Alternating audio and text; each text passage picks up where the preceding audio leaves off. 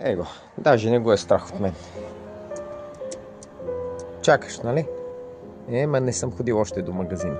Айде. Гледай го, начи. Изяде семките, хляба не го иска. Ще чака сега, ама са останали буквално 5 семки. Айде, мъчи се сега, яш хляб. Чакай, сега ще ти сипа семки. Седи. Това е. Гълъбите предпочитат семки пред хляб.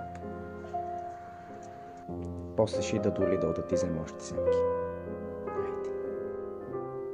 Айде. Така, доведи си приятелката да хапне. Охо. Не събите.